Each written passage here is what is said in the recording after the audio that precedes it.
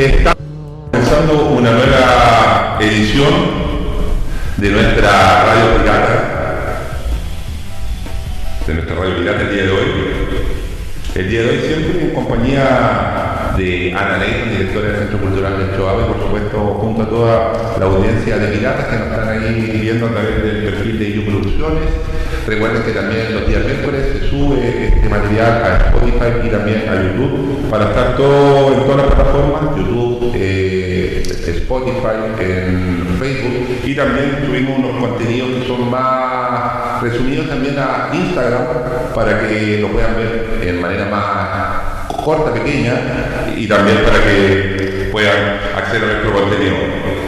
Así que el día de hoy estamos junto al escritor de nuestra comuna, pero presentamos a nuestra directora para que también haga la presentación de este nuevo personaje del ambiente literario de nuestra Sierra Colana, como es Gia Verano. Bienvenida. Hola Lisandro, ¿cómo estás? Claramente estamos acá, ¿no es cierto? Muy contentos, Ricardo, de tenerte en nuestra radio pirata, que te conviertas en un pirata más. Ya ves tú todo lo que significa aprender que montar esto, ¿no es cierto? Después de montar y después volver de nuevo, es como naufragar por los mares, ¿no es cierto? Por los océanos, como piratas somos. Efectivamente, como decía Lisandro, bueno, acá estoy junto al escritor más joven de Yapel, un escritor, ¿no es cierto?, que conozco desde mucho antes, ¿ya? Que fue, ¿no es cierto?, siempre una persona muy inteligente, como estudiante, como adolescente, y actualmente estudia en la Universidad Federico Santa María, física. Y en medio de todo eso, ¿no es cierto?, él está escribiendo como respira. Cuando he conversado, ¿no es cierto?, con Ricardo, me dice, no sé qué pasa, que de repente fluye y sigue esto sin parar. Y por otro lado, ¿no es cierto?, aquí tenemos el libro publicado, su primer libro publicado, el que presentó hace algún tiempo atrás y que hoy lo está llevando a la Feria Internacional del Libro de Santiago, la que se hace, ¿no es cierto?, del Centro Cultural Estación Mapocho. Su libro se llama Imitador y tuve la posibilidad, ¿no es cierto?, de entrar en esta lectura, y él nos habla del mundo distópico. Nos habla de un mundo distópico, nos habla del mundo, ¿no es cierto?, de ciencia ficción, proyectándose hacia la tecnología. Bueno, de todas maneras, toda esa información en él, dado que se une acá el mundo de las letras con el mundo de la física, porque la verdad, el libro también tiene mucho contenido, mucha generación de contenido de alguien que realmente sabe, ¿no es cierto?, de lo que está hablando. Bueno, esa fue mi presentación y, ¿no es cierto, Ricardo? Te saludamos desde este pequeño espacio, desde el Centro Cultural del Choave, a través de IU Producciones, y seguramente con muchos piratas que ya, ¿no es cierto?, se están uniendo a esta sintonía. ¿Se dice también a través de las redes? Y, ¿no es cierto?, con Ricardo, el micrófono es tuyo. Primero, muchas gracias por invitarme. Se siente muy bonito conseguir este tipo de todos los pasos con el libro y llegando a estas cosas, y además en la comunidad yapelina, bueno, me vio crecer en tantas áreas distintas. Creo que me conoció como hace 7, 8 años, que fue cuando vine acá por primera vez. Adolescente. Sí, así que llegar ahora y ver para atrás todo lo que ha pasado en todo el proceso por el que he pasado hasta ahora es muy gratificante. Tengo 21 años, estoy estudiando física en la Santa María, estoy en mi 4º año ya de carrera, por lo último ya, si todo sale bien, esperemos. Y claro, este es mi primer libro y justamente como estabas diciendo, escribo más de lo que debería tal vez por mi propio tiempo libre y por los tiempos de estudio. Tengo dificultades para ponerme un alto a la hora de escribir, me cuesta mucho decirme basta. Este libro de hecho no tenía planeado que fuera de esta extensión, nunca tenía pensado siquiera que fuera a terminarlo, publicarlo. Fue un proceso que se dio de manera muy natural y que en un principio pensaba que iba a ser un despeje o una manera de liberarme, desestresarme de la universidad. Y como le estaba comentando Lisandro antes, claro, el hecho de estar estudiando física y estar escribiendo ciencia ficción lo hizo nada, porque las herramientas que estaba dando en la universidad me estaban fortaleciendo para poder crear contenido para el libro y poder tener unas bases establecidas en la ciencia real sobre cómo proyectar este mundo futurista y esta tecnología con bases más o menos correctas en la ciencia de hoy, y eso fue escalando y escalando y escalando hasta Sí, Lisandro, no sé si continúo yo, quiero decir algo, bueno, ya. Sí, contar un poco que yo fui a tu lanzamiento acá en Illapel, ¿cierto? Y bueno, cuando me llegó la invitación, porque a ti te apoya mucho tu familia, tus padres, tu abuela, una tía también vi ayer, ¿cierto? Con tus primos.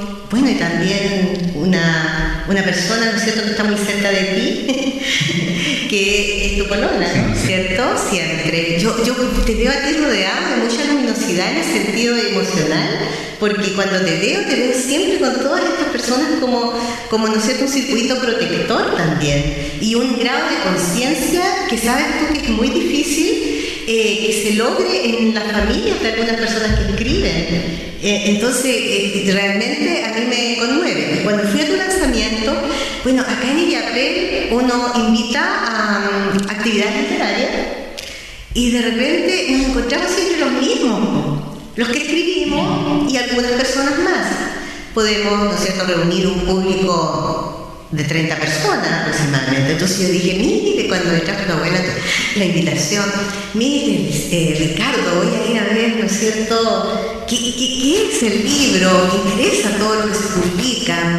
Y cuando pensé, ¿cómo para hacer que no se encuentre tan solitario esa Casa de la Cultura? Llego allá hoy en Lisandro y estaba lleno. ¿Y quiénes estaban? Niños jóvenes, muy jóvenes, adolescentes, jóvenes de establecimientos educacionales, de enseñanza media, pero es que había además un perfil de público joven que eran muchachos, ¿no es cierto?, con rostros así como millennials. Y muy interesado, pero también estaba el otro circuito de apoyo de vecinos, gente que te conoce desde muy niño, desde que antes que naciera seguramente conocían ya a los padres. Entonces yo me sentí impresionada. Para mí fue entrar ahí en un mundo literario muy distinto a este otro, un poquito quizás más conservador, que hemos, ¿cuánto se llama? O sea, en medio del cual hemos estado. Y ahí uno dice, ¿cuántos años tengo? Entonces yo me contenté mucho de que la literatura joven, de un joven, llegara con esta capacidad. Y bueno, voy a hacerte, antes de que entremos en la materia del libro, te quiero preguntar qué fue lo que te impulsó por primera vez a escribir. ¿Cómo es este proceso? ¿Cómo llega Ricardo Lizana a ser, ¿no es cierto?, una persona que escribe, como dices tú, compulsivamente, sin poder parar? ¿Cómo llegas tú a este concepto de libro también? Bueno, hay una respuesta bien larga igual, porque mi historia con la literatura, mi historia con los libros siempre ha sido extenso. Yo desde que aprendí a leer, como a los 4 años, no pasó ni un año antes de que me empezaran a regalar libros. Y no libros exactamente para un niño de 4 o 5 años. O sea, el primer libro que yo me leí fue el primer libro de la saga de Harry Potter. Y me leí los 3 o 4 primeros libros en menos de 2 años. O sea, muy rápida. Siempre fui un lector compulsivo. Y siempre he sido un lector compulsivo. Desde que empecé a leer, me estaba comiendo cuando era más chico, hasta como los 10, 12 años, 1, 2, 3 libros al mes. O cuando ya llegué a la media, me estaba comiendo libros de 700 o 300 páginas por semana y media cada 2 semanas. O sea, me fascina la lectura, me encanta entrar en mundos distintos, dejarme llevar por la prosa del autor, sentir que estoy en esas páginas con los personajes, que entiendo cómo funciona este nuevo universo. Me gusta esa sensación de poder escaparme de la realidad de vez en cuando, poder pasarla bien en un mundo diferente donde no tengo que preocuparme por el resto de cosas que me rodean. Me parece una sensación muy tranquilizante, me da paz leer. Oye, Ricardo, qué impresionante escucharte, porque pensando que eres un joven de 21 años, desde un lugar, ¿no es cierto?, tan inclusive discriminada en literatura como es Illapel, y de repente naces tú, ¿no es cierto?, a los 21 años y con O sea, que tú manejas el mundo, manejas la conceptualización, tú sabes dónde estás situado, o sea, tú sabes, ¿no es cierto?, del mundo literario. Para mí esto es impactante, sorprendente. Yo me siento muy gratificada de poder conversar contigo, de que tú existas en este yapel con esta capacidad escritural que quizás ya lo quisieran algunas personas, ¿no es cierto?, que no sé, porque a veces los escritores se hacen a la fuerza, ¿ya? Pero también hay escritores que nacen. Por ahí hay un psicoanalista, ¿no es cierto?, que, bueno, varios psicoanalistas, pero en especial lo leí de Carl Gustav Jung, que él dice que el escritor nace y no se hace. El artista, se refiere al artista, pero trasladado, ¿no es cierto?, a la categoría de la literatura. Oye, Ricardo, ¿nos puedes decir ya directamente de qué se trata? Contarle a los piratas. Por supuesto. Imitador es una historia sobre ciencia ficción, sobre el futuro, un mundo, muchos años en el futuro, tal vez un mundo nuevo, tal vez un mundo, no sé. No quiero dejarlo explicado directamente, una decisión personal, donde la humanidad ha alcanzado una tecnología muy avanzada que le permite, a través de implantes y tecnología de última gama y distintas sustancias, darle a ciertas personas superpoderes. Y la historia en sí sigue un grupo de jóvenes que acaban de conseguir estos poderes y con estas habilidades también descubriendo los misterios que ocultan las organizaciones detrás de este mundo distópico, cómo este sistema mantiene a una parte de la civilización en el mundo marginalizada o fuera de la élite que controla estos poderes, y cada uno de los personajes va a ir siguiendo, por supuesto, cada uno de sus objetivos principales. Eso a muy grandes rasgos.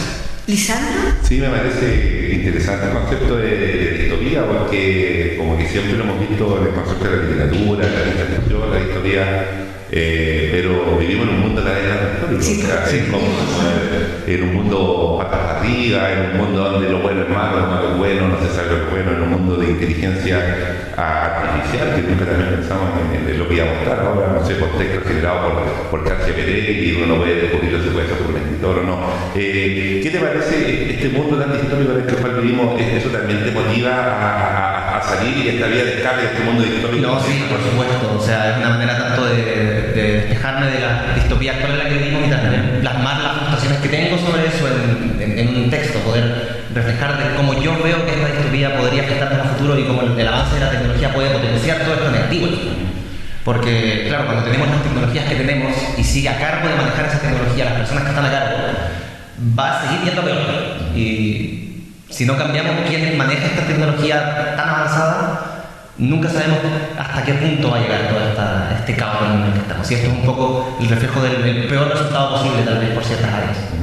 Disculpa, para volver al comienzo, me llama la atención que en los jóvenes escritores, en los jóvenes lectores, la aparición de J.K. Rowling y ahí en Harry Potter es interesante el fenómeno de cómo estos escritores, esta nueva literatura ahí cachó y también como que lanzó una nueva línea de creación literaria a través de la ciencia ficción. O la fantasía, como se dice. No, sí, claro. Para mí siempre ha sido una respuesta súper obvia, y es que J.K. Rowling logró captar a un público muy amplio en un proceso muy específico, en el que sus libros crecieron con su público objetivo. Yo que me leí la saga de libros más o menos a la par que los personajes tenían mi edad, aunque empecé un poquito antes, fui creciendo a la par con los personajes de los libros, pude sentir ese proceso muy cercano gracias a ese avance temporal de los libros que iba paralelo al libro. Entonces logró una conexión mucho más fuerte que cualquier otra saga de libros que haya leído. Hoy en día lo puedo volver a releer y encuentro que tiene más fallos de lo que a lo mejor cuando era más chico, pero eso no quita la conexión emocional que hay detrás. Y lo que me marcó esa saga de libros por ese proceso nunca se va a quitar. Y creo que eso le pasó a muchos otros lectores de mi generación y las generaciones justo detrás de la mía, que somos los que estábamos justo en ese grupo etario cuando se lanzaron estos libros.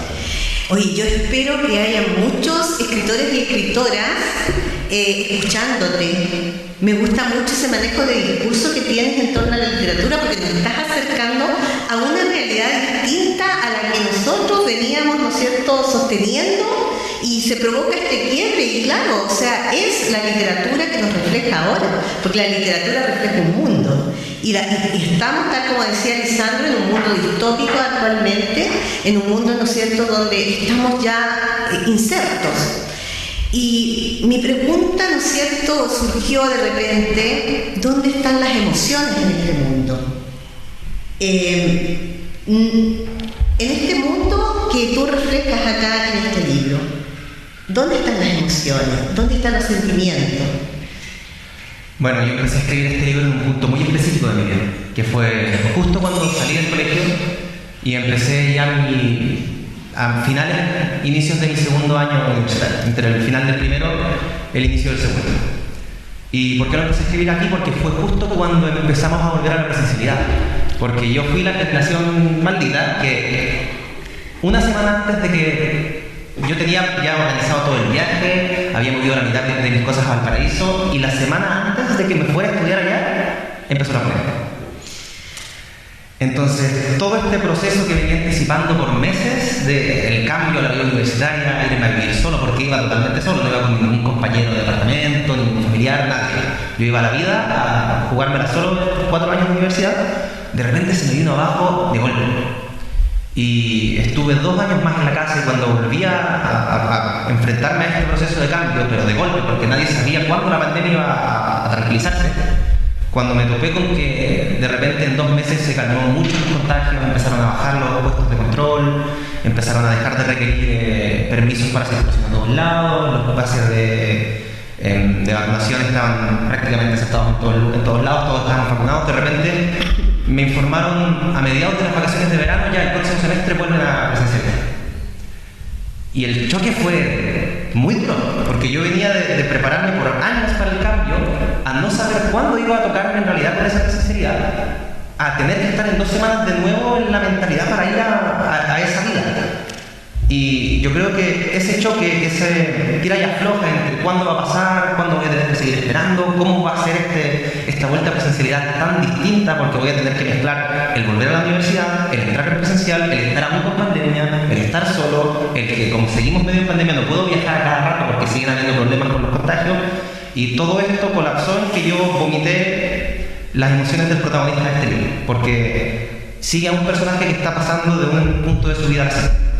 Las emociones del protagonista van de un personaje que tiene que aceptar un proceso de cambio por el que no sabe si quiere pasar. No sabe si quiere atravesar toda esta transformación de, como a mi editor le gusta decirlo, de niño a adulto. Pero sabe que le va a pasar quiera o no. Lo que tiene que ver es si lo va a poder aceptar, si va a poder enfrentarse a ese cambio como él decida y imponer sus deseos por sobre lo que el mundo le impone. Oye, Ricardo, fue la pandemia, entonces, o sea, está claro que la pandemia nos trajo a vivir en un mundo distópico. Sí, yo creo que sacó a luz muchas cosas de... Claro, y por otro lado, que vivimos cosas que ahora desde la lejanía pensamos, o sea, esa cantidad de vacunaciones, esas obligaciones por parte, ¿no es cierto?, de un poder político que también hasta cierto punto... estaba, o sea, el poder administrativo que estaba colapsando también, porque hay que reconocer que había un colapso. Bueno, el tratamiento que se hizo en los diferentes países fue distinto, pero aquí en Chile, en la nuestra, a los chilenses, también, o sea, visto desde la lejanía,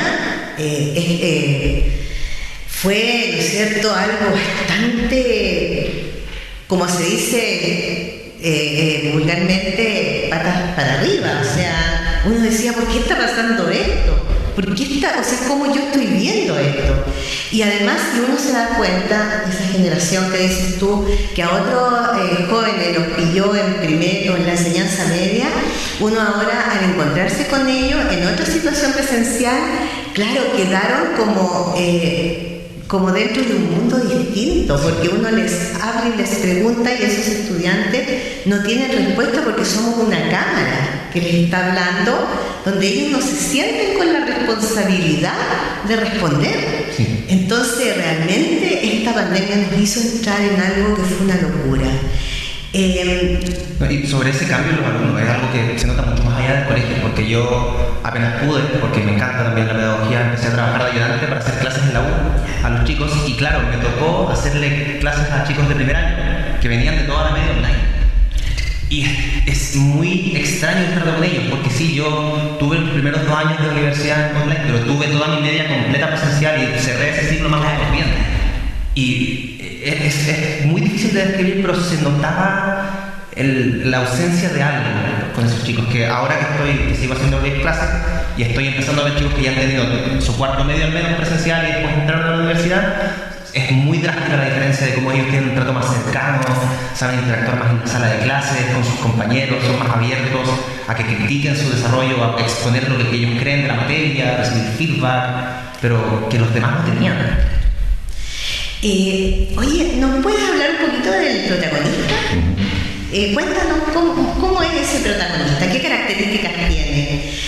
Lo otro que también advertí yo es que estamos dentro de un mundo distópico, en medio de, ¿no es cierto?, una proyección de ciencia ficción, pero a la vez también ese protagonista es un ser existencialista porque es un hombre frente a su existencia, ¿ya?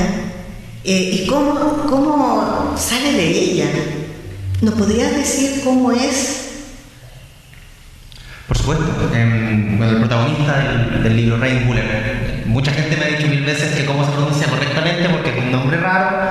No voy a dar respuesta. El nombre se pronuncia como uno quiera pronunciar. No me gusta hacer tantas cosas. Pero Rain Buller, que es como me gusta pronunciarlo a mí, es claro, un chico de 16 años aproximadamente, un adolescente en el punto más alto de su juventud, que se está enfrentando a este mundo en el que acaba de recibir sus nuevos poderes y no sabe cómo funcionan, y a nivel interno él es, claro, un chico muy aproblemado, que no tiene claro cuál es su posición en este mundo, que no sabe qué es lo que quiere, que se cuestiona mucho el porqué de lo que está haciendo y para qué lo está haciendo, no tiene claro si lo que debe hacer es seguir lo que el resto le impone, si debería luchar por lo que él mismo cree, pero que al mismo tiempo no sabe lo que cree. Entonces se hace mucho un conflicto dentro de sus propios conflictos internos y externos chocan entre sí, y a lo largo de todo el libro intento desarrollar mucho esa sensación de ansiedad casi que le produce al mismo el no saber qué está haciendo con el poder que se le ha otorgado, ni para qué debería estar usándolo, si debería usarlo para el bien, si lo que quiere hacer es lo correcto o no,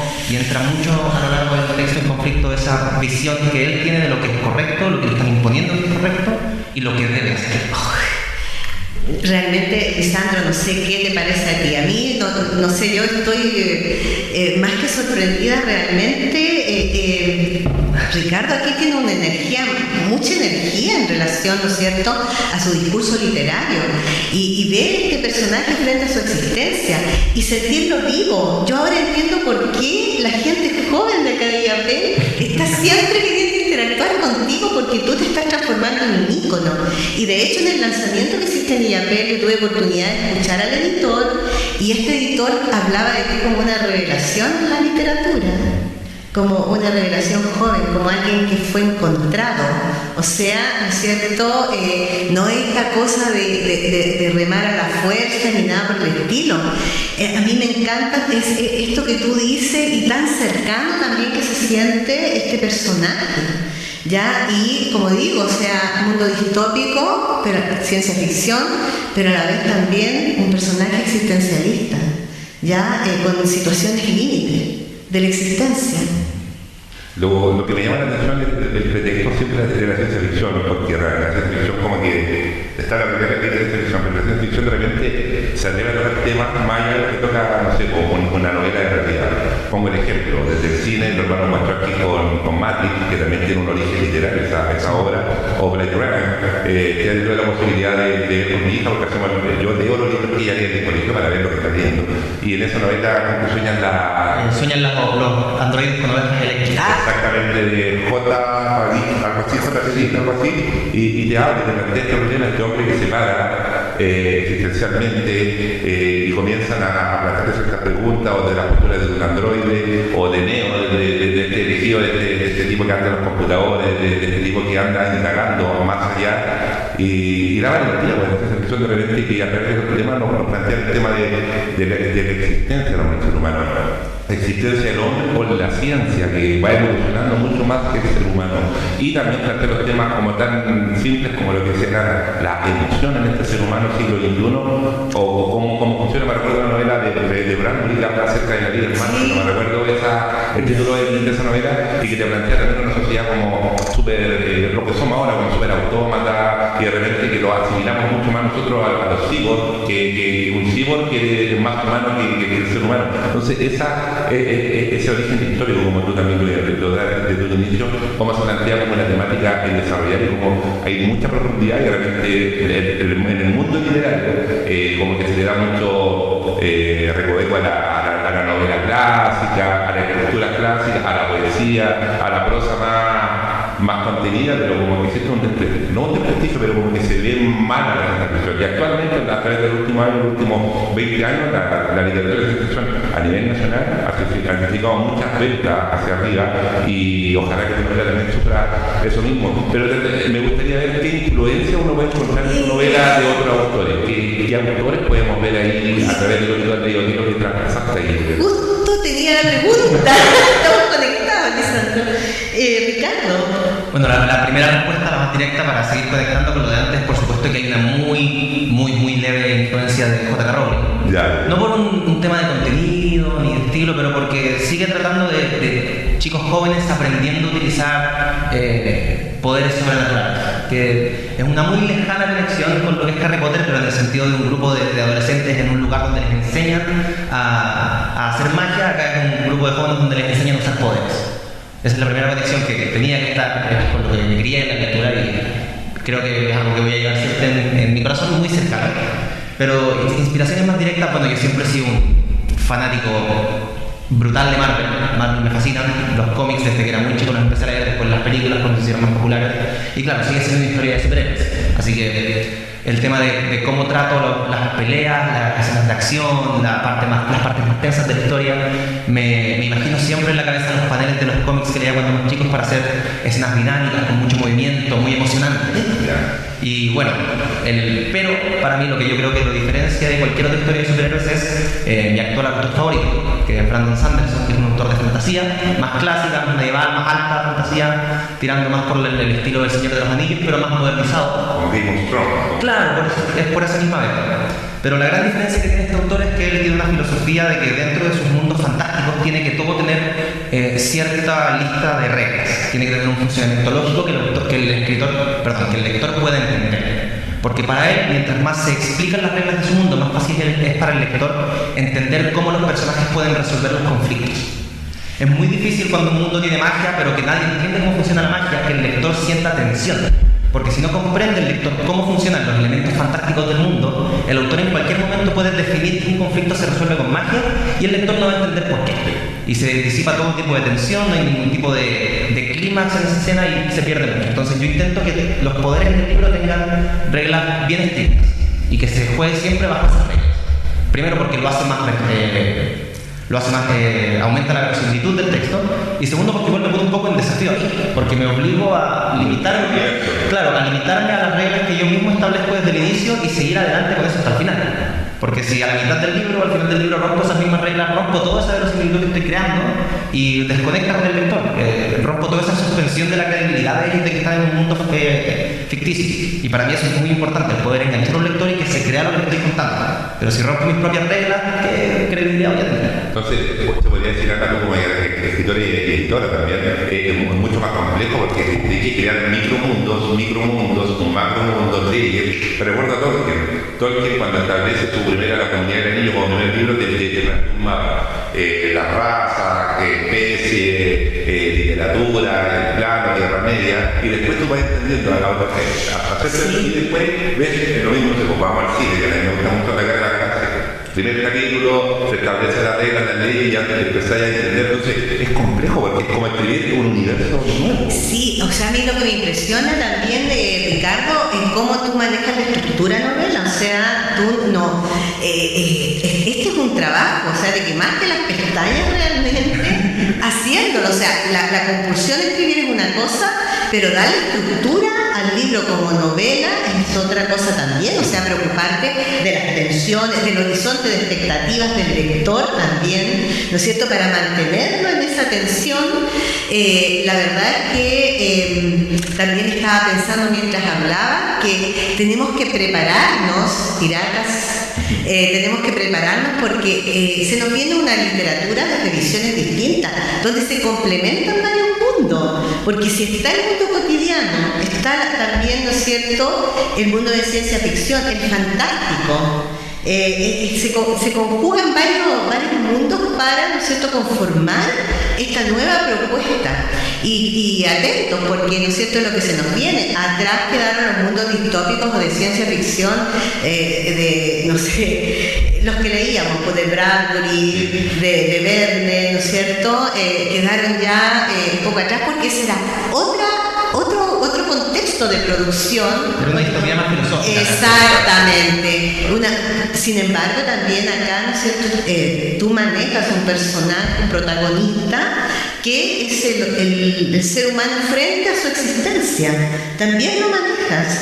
Entonces, por eso digo yo, hablo, ¿no es cierto?, de varios componentes, de un manejo bastante inteligente de todos estos componentes. Y estamos en IAPEL. Y lo digo, ¿no es cierto?, porque también me vas a disculpar, pero soy vieja en estos ambientes literarios y me gusta decirles a los que están escuchando, este es nuestro IAPEL literario. Frente a los pocos espacios que tenemos, cuando se habla de región, Serena, Coquimbo, y ¿no es cierto?, los parientes Ovalle, y nosotros quedamos por acá, pero esas son las personas que están surgiendo dentro de este circuito literario acá en IAPEL. Aquí, ¿no es cierto?, Ricardo Lizama.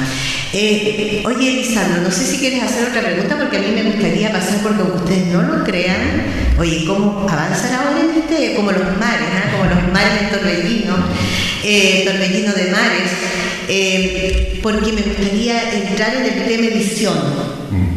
Ya, o sea, cómo se llega a esta edición. ¿Cómo fue tu encuentro? Porque, oye, nosotros venimos de un mundo de las ediciones pirateadas también, o ¿cómo se dice? Más artesanales, claro, pero ver un joven de 21 años, ¿no es cierto?, que llega a una editorial, cómo se conecta con esta editorial, cómo fue tu relación con el editor. Yo lo vi, ¿no es cierto?, muy contenedor, muy acompañante, digamos, ¿no es cierto?, cuando vi la presentación acá en IAPEL. Me gustaría saber cómo se construye este libro, cuál es el editorial. Ya, dos acotaciones primero. Uno, que están preguntando por el chat del stream, por qué días voy a estar en la FILSA en Santiago. Así que mi plan es estar el domingo, mañana, todo el día que pueda, y el lunes también todo lo que pueda del día. Lamentablemente sigo con clases, así que no voy a poder estar toda la semana, me encantaría, pero en la FILSA debería estar en el puesto de editorial firmando libros y ahí mostrándolo domingo y lunes. Este domingo y este lunes. ¿Cuál editorial? La editorial con la que estoy trabajando es Mantícora Ediciones. Mantícora Ediciones es una editorial porteña, bastante chica por lo que vamos ahora. Empezaron hace relativamente poco. Nacieron después de unos dramas con otra cierta editorial, no hay por qué entrar en ese tipo de problemas. Y yo me contacté con ellos como unos 2 o 3 meses desde que terminé lo que fue el primer borrador del libro. Yo terminé de escribirlo en octubre, septiembre del 2022, más o menos, y estuve unos 2 o 3 meses trabajándolo, haciéndole cambios, revisando problemas ortográficos, de redacción, añadiendo y quitando cosas de algún que otro capítulo, filtrando contenido que estaba de más, de menos. Y como por enero envié el borrador a todas las editoriales que primero sabía que me gustaban, segundo que sabía que estaban haciendo manuscritos, y tercero que trabajaban con el estilo de libro que estaba escribiendo yo. Y eso es muy importante porque ahora que lo recuerdo, una de las cosas que más me emocionó de la actividad de la Casa de la Cultura fue todos los chicos jóvenes que fueron a preguntarme por el proceso porque querían también escribir. Entonces es una de las cosas que yo les podría recomendar a cualquier persona de mi edad que esté un poco perdida en el mundo, que investiguen, así es, que busquen editoriales, que busquen quienes trabajan con el género que quieran escribir, que conozcan el público objetivo para poder vender bien el libro y decir que está enfocado a esta gente, con estos géneros, con tal aproximado número de páginas, con esta proyección para tanto público. Es muy importante eso a la hora de venderse en la editorial. Entonces yo probé con todas las editoriales que me interesaban, y Mantícora, que era de hecho la que más me llamaba la atención, me respondieron bastante pronto, en cosa de un mes y medio ya me dijeron que habían leído los primeros capítulos de muestra que les envié y que querían recibir el borrador completo para poder decirme si de verdad querían trabajar conmigo o no. Y para suerte de todos, La respuesta final fue que sí. Y en febrero, marzo, creo, de este año empezó un eterno y harto proceso de edición con Martín Muñoz Kaiser, mi editor, para poder llegar desde el segundo manuscrito, que fue el que les entregué, hasta esta versión final. Y bueno, el proceso fue muy largo, fue muy duro el trabajo, pero fue maravilloso. A mí me encantó. Oye, Ricardo, impactada con lo que cuentas, porque sabes tú que tuviste un editor, realmente el editor fue editor, porque yo te voy a contar que hay muchas editoriales con un sello y una imagen, ¿no es cierto?, marketeada, etcétera, pero que no trabajan como editores, trabajan como hacedores nomás de libros, impresores. No recibes tú ninguna. Exacto, trabajan como imprenta. A mí yo tuve una situación bastante incómoda con mi última novela, Valles Escondidos, y me fui a una editorial dentro del circuito literario bastante conocida, y no, o sea, un fraude, realmente un fraude. Así es que yo felicito a la editorial porque no, es que se hizo trabajo editorial realmente, que esa compañía, ese apoyo, ¿no es cierto? No, ese decirte. fue increíble porque el día que nos juntamos, antes de filmar siquiera estuvimos fácil 3 horas hablando sobre el libro, sobre ciencia ficción, sobre lo que me gustaba a mí y a mi editor para que estuviéramos en la misma página. Hablamos de nuestros autores favoritos, hablamos de películas, de cómics. Estuvimos 3 horas solo conversando. Entonces yo también, o sea, me gustaría tanto que estuvieran los escritores, la mayor parte. Bueno, si no escuchan hoy día en vivo van a estar presentes, ¿no es cierto? Porque nos están escuchando mucho por Spotify, es por donde más nos están escuchando, Lisandro. Yo ahora fui a La Serena el día jueves, me acompañó la lluvia.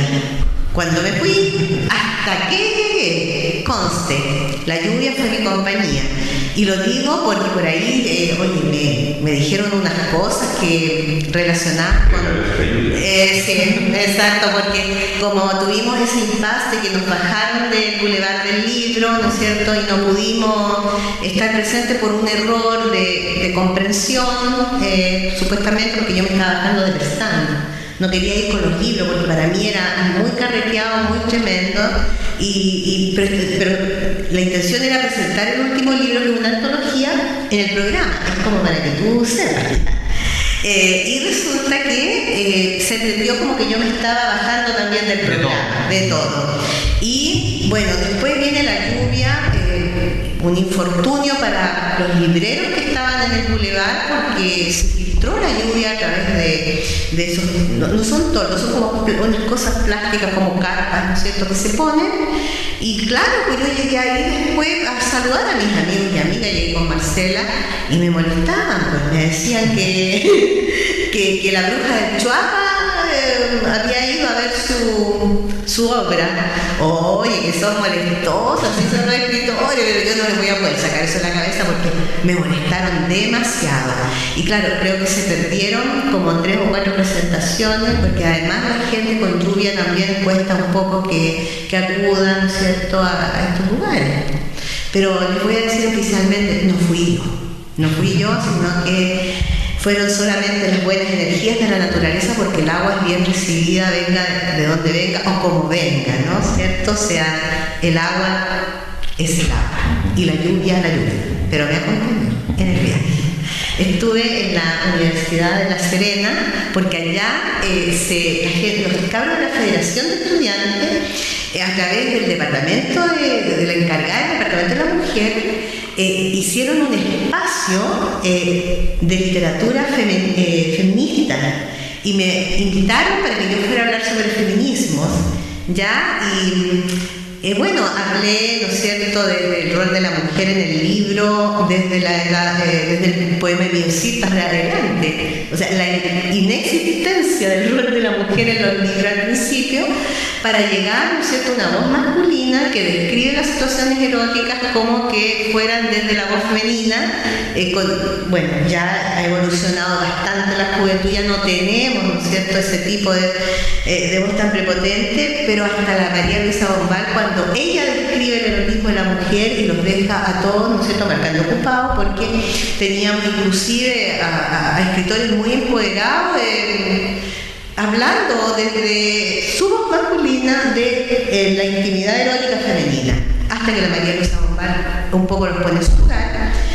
Y yo te decía, Lisandro, casi abandono el libro Poeta Chileno de Zambra por la misma situación, porque enfoca desde la biología, no ve sentimientos, no ve, ¿no es cierto?, que yo les digo, o sea, en el erotismo de las mujeres, la mayoría de las mujeres, está también, no sé, pues el misterio, la magia, la emoción muchas veces.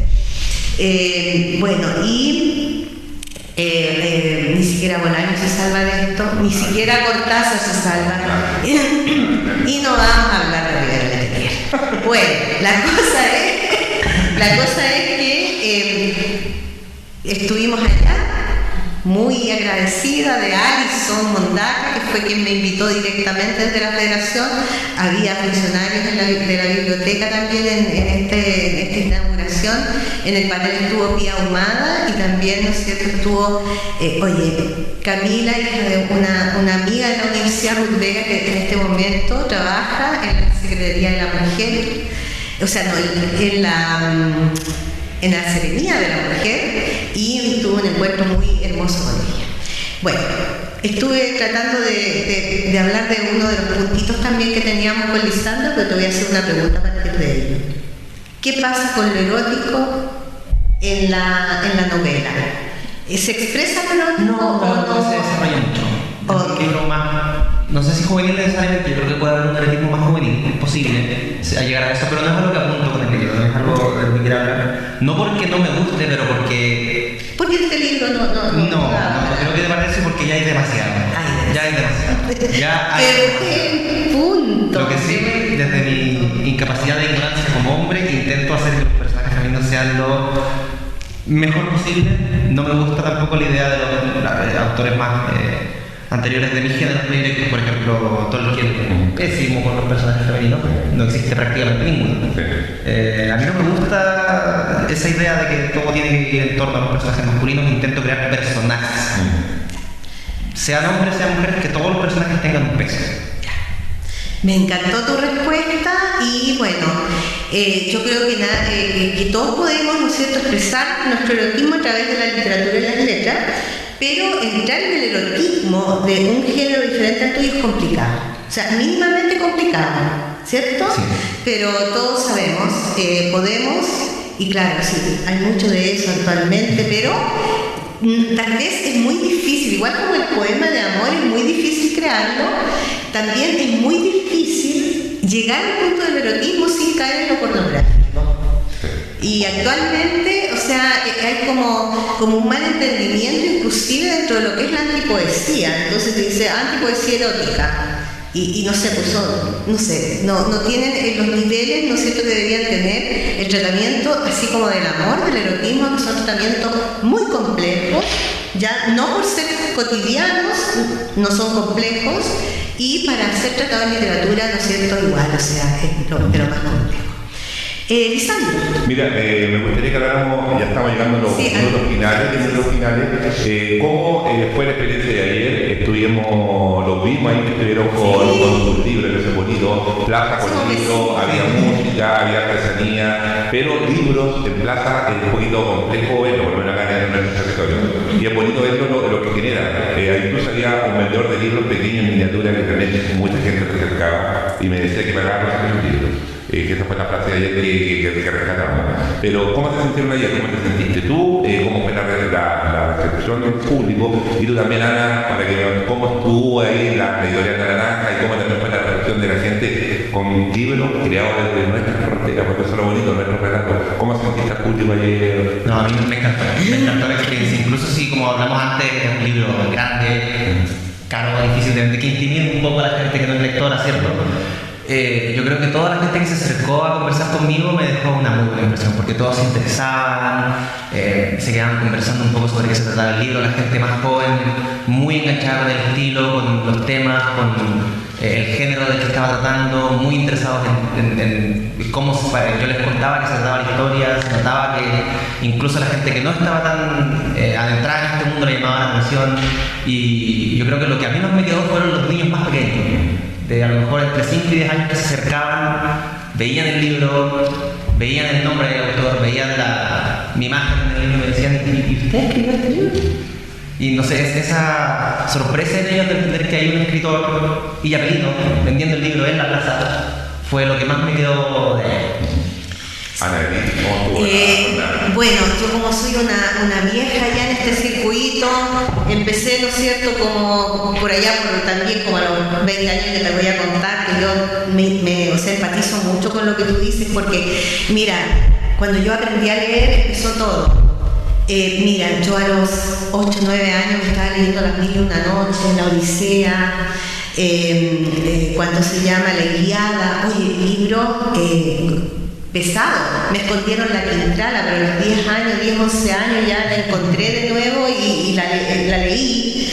Entonces, cuando llegué a la universidad a estudiar pedagogía en castellano, como que tenía mucho camino ya avanzado, porque desde muy niña la lectura para mí fue indispensable, así como leer y escribir, y eso es lo que me gusta, porque no hay escritor bueno que no tenga que ser primero un lector bueno.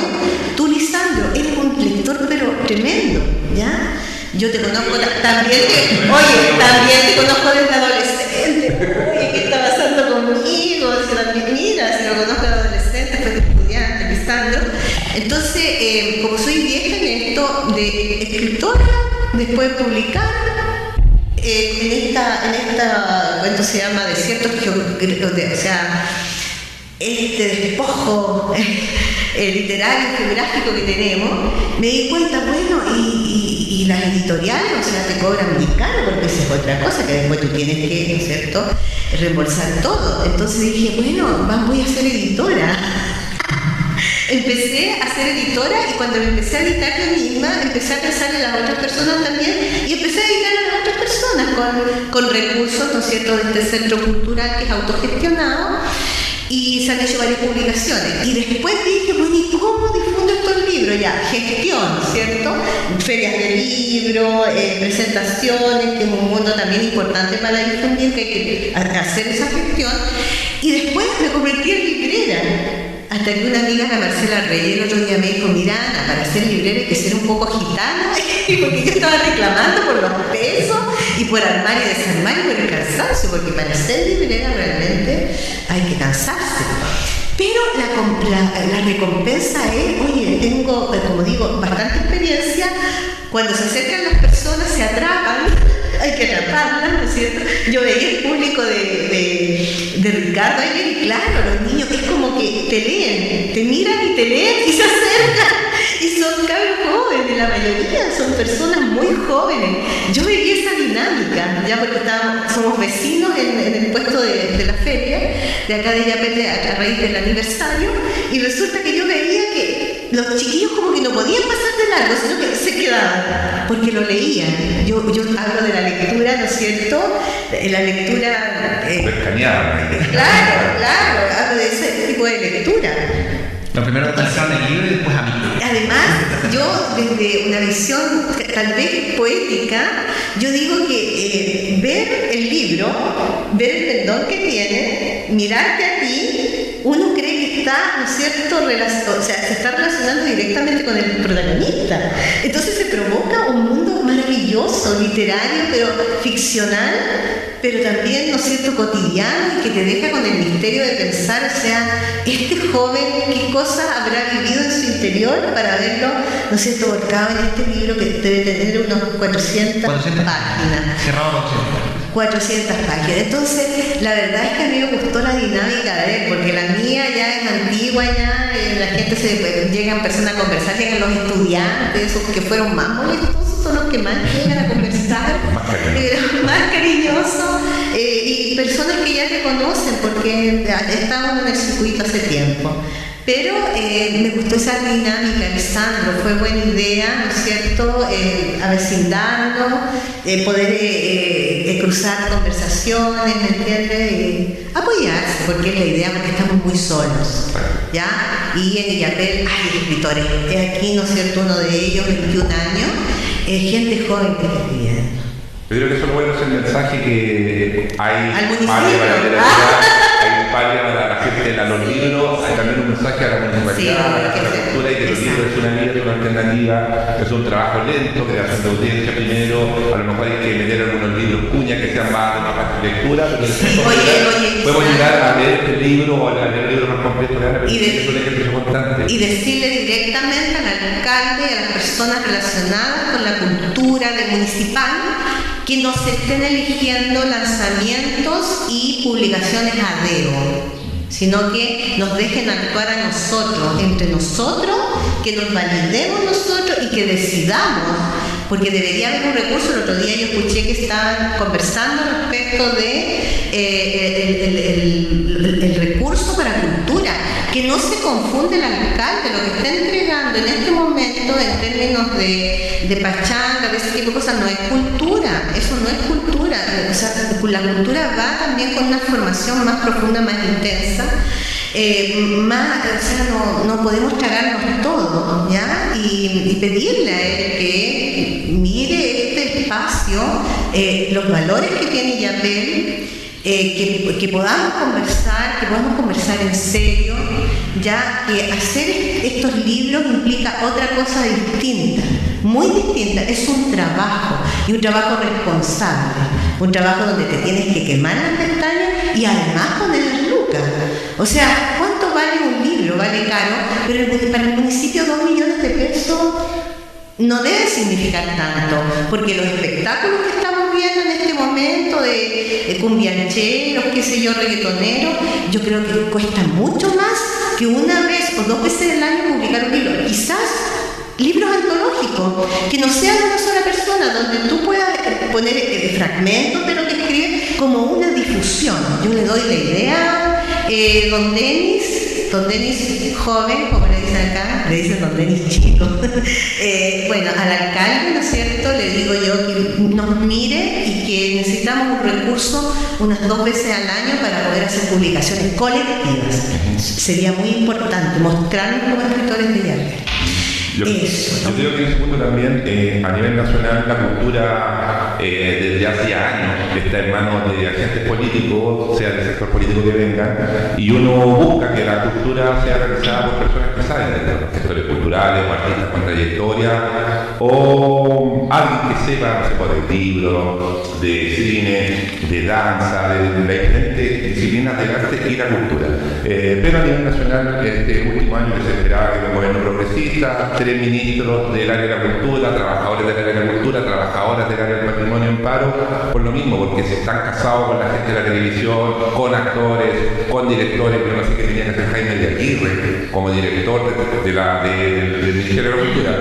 No tengo nada con la chica redonda, pero no sé cuáles son sus méritos para estar ahí tampoco, ni actora, ni directora, ni nada.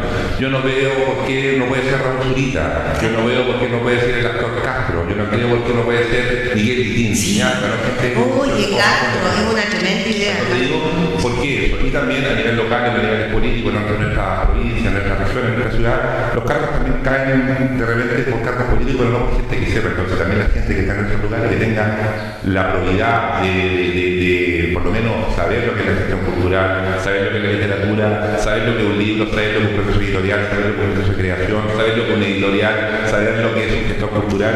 Y la cultura no se basa solamente en la música, es arte y espectáculos realmente. Nos dejan muchas cosas, pero en los últimos 20 años, ¿cuántos libros se han escrito en Yapel? En los últimos 20 años, ¿cuántas obras de teatro se han en Yapel? En los últimos 20 años, ¿cuántos cortometrajes o documentales? Exacto, eso. Entonces, eso sí, no trabaja. La música está muy potencial, la artesanía. A reconocer nuestro patrimonio, y yo creo que tiene que ser por gente que sepa esto. Y eso es trabajar en asamblea, trabajar con la gente del área de literatura, con la área de teatro, el área de artes visuales, pero con gente que sepa. ¿Y por qué la cultura a nivel nacional está muy mal? A nivel local está pésimo, a nivel regional aún peor, porque el cerebro de cultura pateada, es muy simpático, muy simpático como nosotros, pero nada más. Pero nosotros tenemos que ponernos serios, porque la cultura es parte fundamental del desarrollo de una comuna. Vemos que aquí está el ejemplo, 21 años con una historial lector, con un devorador de libros. un manejo de discurso literario. Exactamente, y alguien que lo representa a Villamelino, estudiante a punto de titularse de una disciplina como la ciencia, como la física. Entonces, aquí hay ejemplos, se puede trabajar con niños en los colegios, se puede trabajar con niños en el primer nivel educativo, y la literatura nos permite salir de esta distopía, como tú mismo lo planteaste, y entrar en estos pequeños placeos existenciales, que es una poesía, una película, una música, un tema, cualquier cosa. Así que, palabras al cierre, pero ese es el mensaje, no es por nosotros solamente criticar por criticar. Siempre queremos mejorar, y no solamente vamos a mejorar como sociedad, con más deporte, con más cultura, con más conversación.